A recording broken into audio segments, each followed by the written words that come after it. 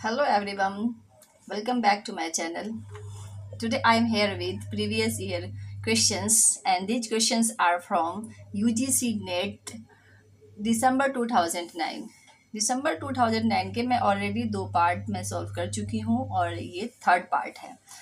So now I start with question number 31 and the question is the new historicists include.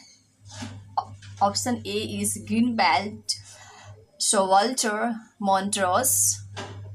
Then we have next option here Greenblatt, Sinfield, Butler. Third option is Greenblatt, Montrose, Goldberg. And fourth option is Williams, Greenblatt and Belsey. तो ये जो new historicism है actually this is a school of literary theory और यह जो develop हुआ था यह 1980 में डेवलप हुआ था यह theory school of literary theory. So इसमें जो है यह प्राइमरीली किसके थ्रू वर्क के थ्रू हुआ था स्टेफन ग्रीन ब्लैट के थ्रू हुआ था। तो इसमें कौन कौन से थे एक्चुअली इसमें जो थे वो थे ग्रीन ब्लैट मॉन्ट्रोस एंड गोल्डबर्ग। इसलिए आपका करेक्ट आंसर जो है इसमें आपका सी है राइट। आपका जो है करेक्ट आंसर इसमें सी हो जाएगा that is Greenblatt Montrose and Goldberg right new historicism में। Next question we have here Wallace Stevens the man with the blue guitar may be linked to the work of the following artist. यानी जो Wallace Stevens का जो work है the man with the blue guitar वह कौन से work के साथ लिंक्ड है। First option is Modigliani, second option is Chagall, third option is Picasso and fourth is Cezanne. So ये जो the man with the blue guitar है यह क्या है। This is actually a poem and यह पब्लिश हुई थी 1937 में और बाय वेलेस स्टीवेंस के थ्रू। सो यह जो पोएम है यह 33 लेंदी सेक्शन में डिवाइडेड है और जिसको हम कैंटोस कह सकते हैं। और इसमें जो है it takes the form of the imaginary conversation with the subject of Pablo Picasso's painting और जिसका नाम है द ओल्ड गिटारिस्ट। सो आपका इसका 32 का सी ऑप्शन करेक्ट होगा Picasso. The Wallace Stevens the man with the blue guitar may be link to the work of the following artist and that artist is Picasso. So ये correct answer is C है। Next question we have the 33 the author of gender Trouble is. Gender Trouble का जो है वह author कौन है। Option A is Elaine Showalter, second option is Helen सिक्सस, third option is Michael Barrett and fourth option is Judith Butler. So जो Gender Trouble है वह इसका सब टाइटल है feminism and the subversion of identity and यह book किसने लिखा यह Buttler ने लिखा था और कब 1990 में right.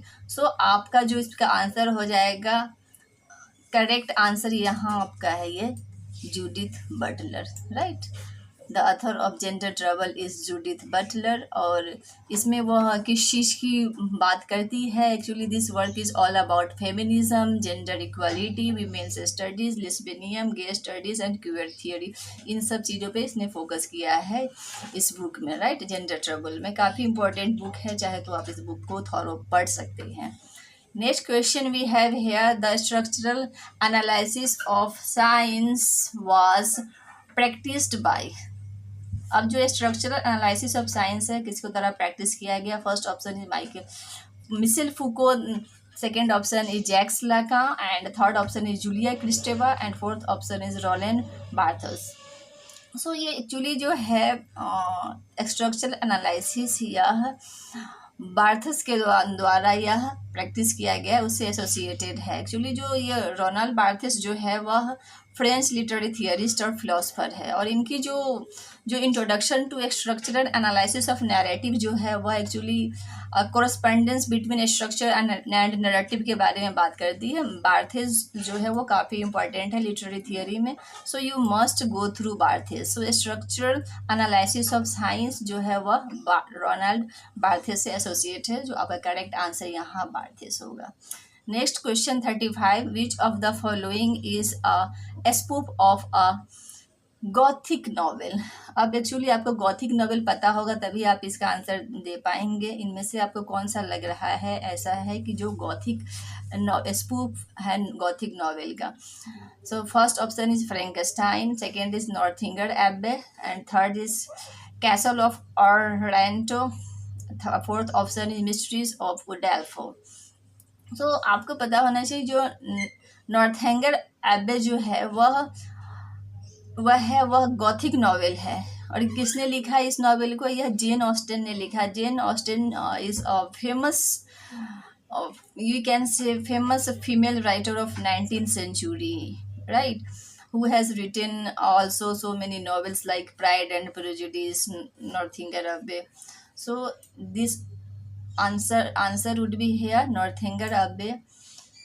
The spoof of a gothic novel is Northanger Abbey and its writer was Jane Austen, right? So the correct answer is B here. Next question 36. The mad woman in the attic is a specific reference to, जो mad woman in the attic है वो specific reference किस चीज़ के लिए है? First option is the narrator of goblin market, second option is August X 1858 narrative painting, third option is the heroine of the yellow wallpaper, and fourth option is Bertha Mason of Jane Eyre. तो आपका जो ये है mad women in the attic, ये जो difference है यह किससे है? बार्था मैसन ऑफ जेन आयर से है। अब ये क्या है एक्चुअली? ये जो है आपका बार्था मैसन ऑफ जेन आयर या mad women in the attic जो है actually it talks about Victorian literature, एक फेमिनिस्ट पर्सपेक्टिव से यह बात करता है। और जो यहाँ पे जो राइटर है यह फ्रॉम ब्रांटोस जो सिस्टर है उसमें से उसकी जो है एक जेन आयर जो है उससे लिया गया है यह। और इसमें क्या है, रॉचेस्टर की जो वाइफ होती है वो बार्था मैसन होती है जिसको कि लॉक किया जाता है, जिसमें उसका हस्बैंड उसको लॉक कर देता है, right. So the mad women in the attic is a specific reference to Bertha Mason of Jane Eyre. So the correct answer would be here D. Now next question 37 is here. The question is here assertion and reason. So आपका assertion में है doctor Johnson's the lives of the poets carries critical and biographical studies of the poets he admired, it doesn't however carry a life of William Wordsworth. And reason आपका दिया गया doctor Johnson's singled out poets whom he not only admired but also adored. This explains his omission of Wordsworth. So आपका इसमें जो answer होगा यह आपका neither A nor R is true, right? Option D. क्योंकि जो लाइव्स ऑफ पोएट है doctor Johnson की एक्चुअली यह जो वर्क है इसमें ये शॉर्ट बायोग्राफीज़ है, क्रिटिकल अप्रेजल्स है यह पोएट्स का, जिसमें 52 पोएट्स हैं and most of whom lived in 18th century. इसमें जो 18th सेंचुरी के जो काफ़ी पोएट्स है उसमें बात की है इन्होंने। Next question is here, what is correct chronological sequence of the following. Chronological sequence exam में आपको 1-2 क्वेश्चन तो हर साल पूछते ही है। So first option is Moll Flanders, second is Pamela, third is Joseph Andrews and fourth is Tristram Shandy. Next option B में है Joseph Andrews, Tristram Shandy, Pamela and Moll Flanders. Third option है Tristram Shandy, Moll Flanders, Pamela, Joseph Andrews. And option D में है Pamela, Moll Flanders, Joseph Andrews, Tristram Shandy. तो इसमें आपका option ए आएगा correct, क्योंकि जो है मॉल फ्लैंडर्स जो है वो पहले पब्लिश हुई थी, नेक्स्ट पामेला हुई थी, then Joseph Andrews and Tristram Shandy, right. तो जो मॉल फ्लैंडर्स है 1722 में पब्लिश हुई थी। पामेला है जिसका सब टाइटल वर्चू डिपार्टेड है, उसको 1714 पब्लिश हुई थी। जोसेफ एंड्रयूज जो है वह 1742 में पब्लिश हुई थी। और ट्रिस्टन सैडी 1759 में पब्लिश हुई थी। इसलिए आपका करेक्ट आंसर ए होगा 38 का। Then we have question number 39। How can what an Englishman believes by hearsay it is a contradiction in terms. This means, अब इसका मतलब क्या होता है? How can what an Englishman believes by hearsay. Option A is an Englishman doesn't know what hearsay is. Option B is an Englishman has no beliefs. Option C is and therefore there is no question of his hearsay. And option D is and therefore there can't be any question of his acting his beliefs. तो आपका जो है यहाँ पे option दिया हुआ है। Option ए में है 1 and 4 are correct. Option B में 2 and 1 are correct. Option C में 1 and 3 are correct. And D में है 2 and 4 आर करेक्ट। तो यहाँ पर आपका जो है 1 and ऑप्शन सी हो जाएगा 1 and 3 आर करेक्ट, राइट। आपका ये 1 and 3 are correct. This means that Englishman doesn't know what hearsay is and therefore there is no question of his hearsay. Next question, 40 number question. Which of the following is an essentially Freudian concept? इसमें से Freudian concept कौन है? Archetype. Second option is the uncanny. Third option is the absurd. And fourth option is the imaginary. Right. सो आपका hair correct answer होगा B. B में इसलिए होगा कि जो साइकोलॉजिकल जो कॉन्सेप्ट ऑफ द अनकैनी है वो that is something that is strangely familiar rather than just mysterious. And it was first introduced by Sigmund Freud ने इसको पहली बार इंट्रोड्यूस किया था और अपनी एसे में दास अनहिमिल्चे, राइट। सो आपका ऑप्शन बी आंसर हो जाएगा इसका। अब next question we have here 42। Magic realism is closely associated with. Magic realism जो है वह किससे क्लोजली एसोसिएटेड है? First option is Italo Calvino. Second option is Gabriel Garcia Marquez. Third option is Anita Desai. And fourth option is Rohinton Mistry. तो ये जो magic realism है वह लिटरेचर में इम्पोर्टेंट पॉइंट है आपको पढ़ने के लिए। आपको इसके बारे में जानना चाहिए कि मैजिक रियलिज्म एक्चुअली होता है क्या है। तो जो मैजिक रियलिज्म एक्चुअली जो लिटरेचर में होता है वह किस चीज़ को डिपिक्ट करता है? इट डिपिक्ट्स मैजिकल और you can say unreal elements और the points as natural part of in our environment. इसी को मैजिक रियलिज्म कहते हैं। So it was associated with Gabriel Garcia Marquez in Latin American literature. So आपका magic realism closely associated इस चीज़ से है। तो आपका ऑप्शन बी आंसर हो जाएगा। Next question 43। Who among the following combines anthropology history and fiction. इसमें से कौन सा है जो एंथ्रोपोलॉजी हिस्ट्री एंड फिक्शन को कंबाइन करता है? First option is Kamala Markandaya. Second option is Mulk Raj Anand. Third option is Upamanyu Chatterjee. And fourth option is Amitabh Ghosh.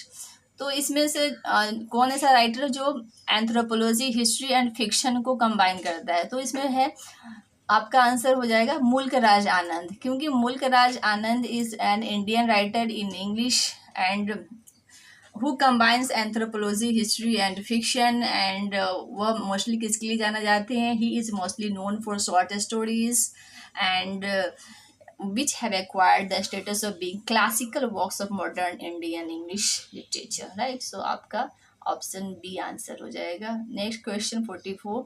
Which of the following is not a partition novel. अब पार्टीशन नॉवेल कौन इसमें से नहीं है? अब इसमें से आपका यानी कि 4 ऑप्शन है जिसमें से आपका 3 होगा और 1 नहीं होगा। तो अगर आप एक भी ऐसा इसमें से नॉवेल जानेंगे जो पार्टीशन नॉवेल नहीं है तब भी आप इसका आंसर दे सकते हैं। First option is train to Pakistan. Second option is sunlight on a broken column. Third option is the shadow lines. Fourth option is in custody. So आपका इसमें जो है इन कस्टडी जो है यह पार्टीशन नॉवेल नहीं है। राइट, क्योंकि train to Pakistan, sunlight on a broken column, the shadow lines, ये सब जो है यह आपका पार्टीशन नॉवेल है, और आपका इन कस्टडी जो है वह पार्टीशन नॉवेल नहीं है। यह इन कस्टडी जो है यह actually story of actually Deven है, और इस लिखा किसने, अनीता देसाई ने लिखा है, राइट, इसको इन कस्टडी को। सो आपका 44 का आंसर है इन कस्टडी हो जाएगा। नेक्स्ट क्वेश्चन है which of the following option is correct, इसमें से कौन सा करेक्ट ऑप्शन है। Transcendentalism was a philosophical and literary movement. Option B is it flourished in the southern states of America in the 19th century। Third option is it was a reaction against 18th century rationalism and skeptical philosophy of law। Fourth option is among the major texts of transcendentalist thought are the essays of Emerson, Thoreau, Walden and the writings of Margaret Fuller। सो यहाँ पर कौन सा correct answer है, इसमें से option में आपको दो दो दे रखा है। ऑप्शन ए में 1 and 4 are correct, option B 2 and 3 are correct, option C 3 and 4 are correct, and option D 4 is correct. So आपका ऑप्शन ए हो जाएगा। 1 and 4 are correct. Transcendentalism was a philosophical and literary movement, and among the major texts of transcendentalist thought are essays of Emerson, Thoreau, Walden, and writings of Margaret Fuller. So the correct answer would be here 45 का A. Thanks for today.